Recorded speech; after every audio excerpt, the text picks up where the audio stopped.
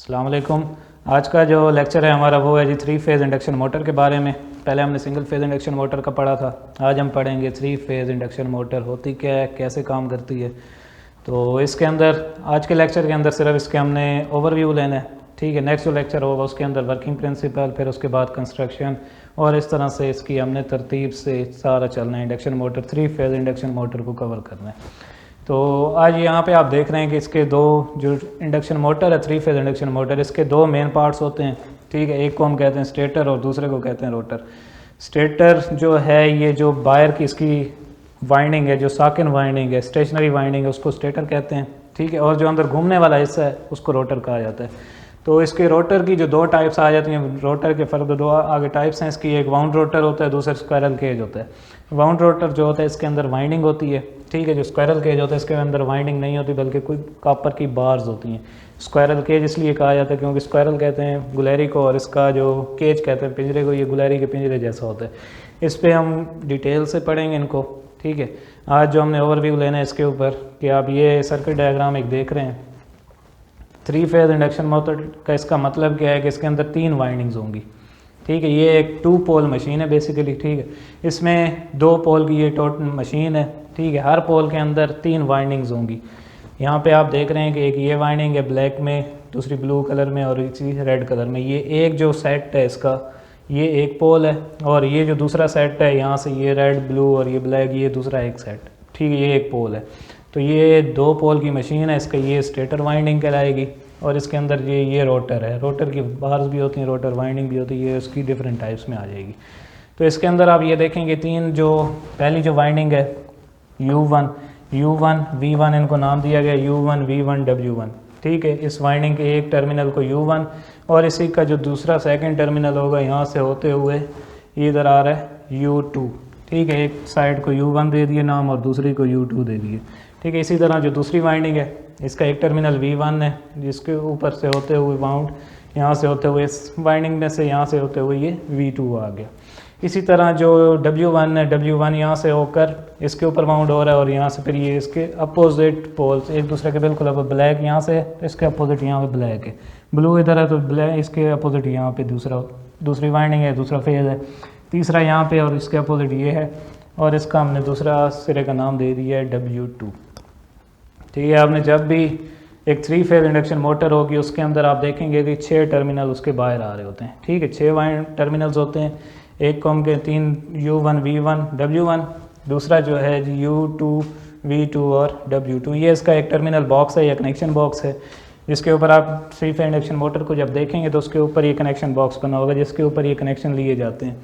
तो इसके ऊपर जी U1 V1 W1 ये जो टर्मिनल है U V W, इनको हमने कनेक्ट कर देना है इनके साथ, ठीक है। और जो दूसरी साइड है अब ये डिपेंड करती है कि आपने इसके कनेक्शन कौन से करने, स्टार में करने या डेल्टा में करने, ठीक है। ज़्यादातर इसमें डेल्टा कनेक्शन होता है और इसमें स्टार, हम उसको स्टार में क्या होता है, अब ये आप 3 वाइंडिंग्स देख रहे हैं, ठीक है। ये U1 V1 W 3 फेजेस आ गए, 3 कॉइल्स आ गए। अब इसके ऊपर ये W1 V1 और W1 इसके यहाँ पे हमने कनेक्ट कर देने डायरेक्ट। और ये सेकंड पॉइंट है, अगर इसको हम डेल्टा में कर रहे हैं, स्टार में करेंगे तो डायरेक्ट हम क्या करते हैं स्टार के अंदर इन तीनों को आपस में कॉमन कर देंगे, ठीक है। जो डेल्टा में होगा, डेल्टा में क्या होगा कि ये जो U2 है, ठीक है, U1 U2, अब ये U2 जो है ये कनेक्ट होगा किसके साथ, ये आगे जाके मिलता है V1 के साथ, ठीक है। और जो V2 है ये आगे जाके कनेक्ट होगा W1 के साथ, ठीक है। या V2 को हम कनेक्ट कर देते हैं इसके साथ W1 के साथ, ठीक है। और जो थर्ड कॉइल का जो सेकंड पार्ट है, ये पॉइंट W2 जो है ये कनेक्ट होगा U1 के साथ। तो इसको हम इधर से लेकर यहाँ पे कनेक्ट कर देते हैं। तो यहाँ से जो आप ले रहे हैं ये इनकमिंग होगी,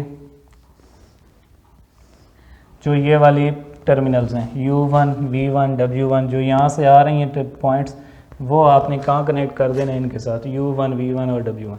अब जो सेकंड पॉइंट्स हैं यहाँ पे कौन से कनेक्ट करने, इनकी वाइंडिंग के टर्मिनल ये वाले जो कनेक्शन करने, ये डायरेक्ट ऐसे ही नहीं कर देने कि यहाँ पे U2 होगा V2 होगा W2, बल्कि आपने इसको इस तरह से डेल्टा के हिसाब से ही इसको करना है।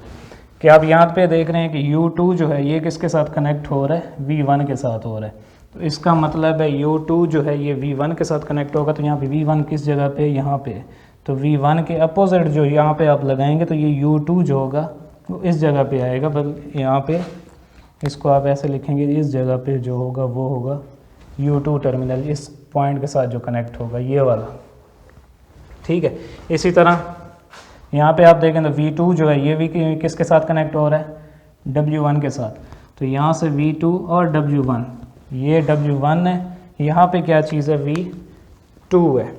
तो यहाँ पे आप कनेक्ट कर देंगे V2 को, ठीक है। और जो थर्ड पार्ट है जी, ये W2 किसके साथ हो रहा है कनेक्ट, ये U1 के साथ। U1 कहाँ पे, इस जगह पे। तो यहाँ पे आप कनेक्ट कर देंगे जी W2 को। तो ये जो कनेक्शन होंगे, अब आप यहाँ से देख रहे हैं कि डायरेक्टली आपने क्या करना है, इस पॉइंट को और इस पॉइंट को एक स्ट्रिप के ज़रिए यहाँ मिला देंगे। V1 और U2 को यहाँ से डायरेक्टली स्ट्रिप के ज़रिए, स्ट्रिप होती है एक, ठीक है, उसके ज़रिए इनको मिला देंगे और इनको इधर मिला देंगे। तो ये डेल्टा में कनेक्ट हो जाएंगे। इसकी वाइंडिंग जो है, ये वाइंडिंग 3 फेज़ इंडक्शन मोटर की वाइंडिंग डेल्टा में डायरेक्टली कनेक्ट हो जाएगी। आप इसको डायरेक्ट ऐसे से कनेक्ट कर देंगे। अगर स्टार में करना होगा तो ये उसी तरह रहेगा। इन तीनों को आपस में क्या कर देना, इन दो को कॉमन कर देंगे, मिला देंगे, और इन दो को मिला देंगे, यानी कि तीनों ही आपस में मिल जाएंगे। तो ये स्टार में कनेक्ट हो जाएंगे। तो इस तरह से होता है जी ये एक 3 फेज़ इंडक्शन मोटर के अंदर वर्किंग कैसे करती है, इंडक्शन के असूल पर काम करती है। इसमें नेक्स्ट लेक्चर के अंदर इसकी हम टोटल वर्किंग प्रिंसिपल कैसे ये वर्क कर रही होती है, क्योंकि इसके अंदर होता क्या है कि हम ओवरव्यू इसका ले लेते हैं कि इसमें ये हम 3 फेज़ जब अप्लाई करेंगे तो इसके अंदर इन वाइंडिंग के अंदर रोटेटिंग मैग्नेटिक फील्ड पैदा होगी। ये रोटेटिंग मैग्नेटिक फील्ड क्या करती है कि रोटर के साथ लिंक करती है इंडक्शन के असूल के तहत। तो रोटर के अंदर इंड्यूस्ड ईएमएफ होगी और इसका जो फ्लक्स होगा, ये दोनों फ्लक्स, इस रोटर का फ्लक्स और जो मेन वाइंडिंग का फ्लक्स है, आपस में लिंक करेंगे। रिपल्शन फोर्स लगेगी, टॉर्क पैदा होगा, जिसकी वजह से रिवॉल्विंग मैग्नेटिक फील्ड पैदा होगी इसके अंदर और रोटर घूमना शुरू कर देगा। नेक्स्ट जो लेक्चर होगा उसके अंदर इस पे हम वर्किंग प्रिंसिपल जो इसका है इंडक्शन मोटर का 3 फेज़ का, उसको हम डिटेल में पढ़ेंगे। आज के लिए ये सिर्फ वाइंडिंग्स, ठीक है, बेसिकली जो था आज का लेक्चर वो इस वाइंडिंग के ऊपर था। स्टेटर वाइंडिंग होती क्या है, कैसे ये कनेक्शन इनके किए जाते हैं। तो ये है जी आज का लेक्चर। नेक्स्ट में हम इसकी वर्किंग प्रिंसिपल करेंगे। Thank you.